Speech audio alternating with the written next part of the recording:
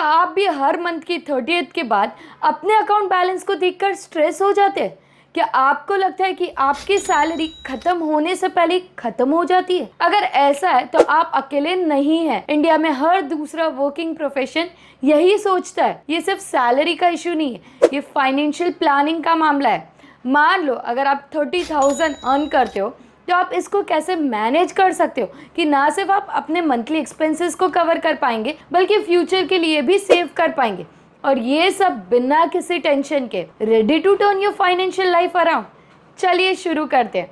नमस्ते नमस्ते। मुझे पता है कि पैसा बचाना और इन्वेस्ट करना कोई खाने का खेल और इसीलिए हम इससे दूर भागते, लेकिन अब नहीं। मैं हूँ ब्राह्मी कपासे और मैं आपको हेल्प करूँगी फाइनेंसेस मैनेज करने, इन्वेस्टमेंट के लिए रिसर्च करने और अपने पैसे को बेटर वे में ग्रो करने में। तो अब बिल्कुल देर मत करिए, आज ही चैनल को सब्सक्राइब करिए और अपने फाइनेंशियल गेम को स्ट्रॉन्ग करें।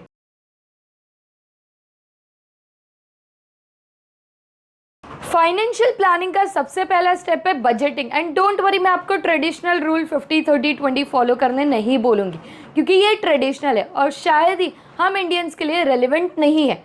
सो ऐसा कौन सा रूल है जो हम इंडियंस फॉलो कर सकते हैं? हम फॉलो करेंगे रिवर्स बजटिंग, 20-50-20-10 रूल। यानी 30,000 में से सबसे पहले हम 20% यानी 6,000 रुपीज हम सेविंग्स और इन्वेस्टमेंट के लिए साइड कर देंगे। और एक टिप दूं, सैलरी जिस दिन आएगी, मान लो 5th ऑफ एवरी मंथ, तो आप ना उसके नेक्स्ट दिन का ही SIP डेट रखो, यानी 6th या 7th ऑफ एवरी मंथ। इससे आप पहले इन्वेस्टमेंट को प्रायोरिटाइज करोगे और सारे पैसे खर्च नहीं कर दोगे। फिर सेकंड आता है, सैलरी में से 50% हम एक्सपेंसेस के लिए रखेंगे, यानी electricity bill, maintenance, monthly groceries, transportation etcetera. इस सब के लिए 15,000 रुपीज हम साइड कर देंगे। फिर थर्ड होगा 20% यानी 6,000 हम ऑब्वियसली अपने नीड्स के लिए रखेंगे, यानी entertainment, shopping, dine out. Obviously इतना काम करने के बाद, इन्वेस्टमेंट को प्रायोरिटाइज करने के बाद, we definitely deserve a treat. अब 10% क्या होगा? Any guesses?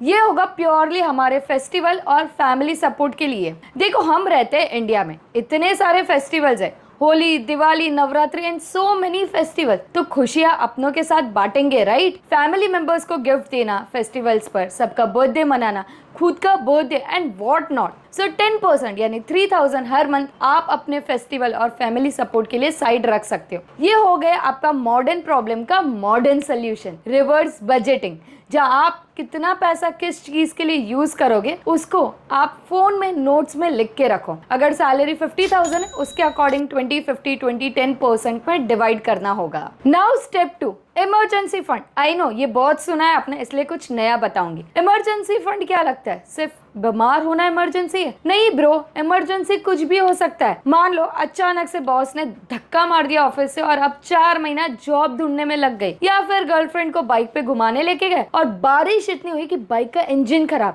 15-20 हजार का चूना लग गया, या बारिश में घर पे लीक चालू, अब 30,000 का खर्चा। ये जो भी अचानक से चीजें होती है आउट ऑफ अनएक्सपेक्टेशन या जो प्लान्ड नहीं थी, सडनली हुई, उसको इमरजेंसी बोलेंगे। एंड इमरजेंसी फंड आपके मंथली एक्सपेंस का 6 टाइम्स होना चाहिए, यानी नेक्स्ट 6 मंथ्स का एक्सपेंसेस आपको मंथली एक्सपेंस के हिसाब से साइड में रखना होगा। इन आर एग्जाम्पल 15,000 मंथली खर्चा, तो मल्टीप्लाइड बाय 6 दैट इज 90,000 आपका इमरजेंसी फंड होना चाहिए। और आप ये पार्क करोगे FD में इन केस आपके पेरेंट्स सीनियर सिटीजन है, क्योंकि यहाँ पर आपको 9-10% का इंटरेस्ट मिलेगा, वरना फिर डेड म्यूचुअल फंड या फिर हाइब्रिड म्यूचुअल फंड में इन्वेस्ट करेंगे। 3 आता है इंश्योरेंस। हेल्थ और लाइफ दोनों इंश्योरेंस इंपॉर्टेंट है, बट क्या क्या राइडर्स आपको लेने चाहिए, कितना कवरेज होना चाहिए, क्या आपको फैमिली हेल्थ इंश्योरेंस लेना चाहिए या फिर सिंगल पॉलिसी हर मेंबर के लिए? Don't worry, I can help you out. कौन सा इंश्योरेंस, कितना कवरेज, सबकी फिक्र छोड़ दो।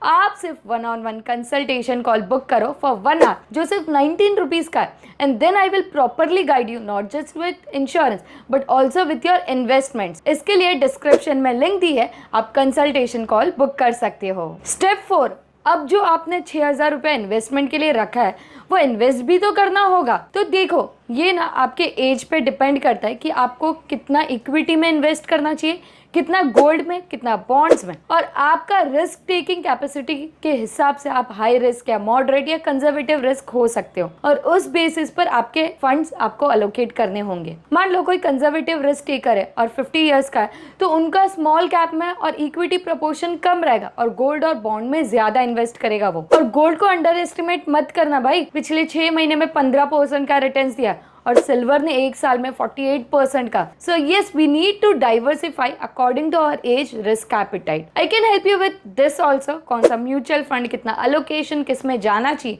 And everything. आपको simply 1-on-1 consultation call book करना है मेरे साथ एंड बेनिफिट्स आपके साथ through out your investment journey. I would be connected with you on WhatsApp and I will be the point of contact for any of your financial thing. So don't think much. Consultation call की price सिर्फ इतनू सी है, सिर्फ 19 rupees है. So here are 4 steps towards your financial planning. कुछ important tricks जो मैं आपको बताना चाहती हूँ. नंबर 1, पेशेंस रखिए। फाइनेंशियल ग्रोथ ओवरनाइट नहीं होती, it takes time but it's worth it. Number 2, consistent रहे, चाहे 100 रुपीज़ ही सही बट रेगुलरली इन्वेस्ट करें। Number 3, review and adjust.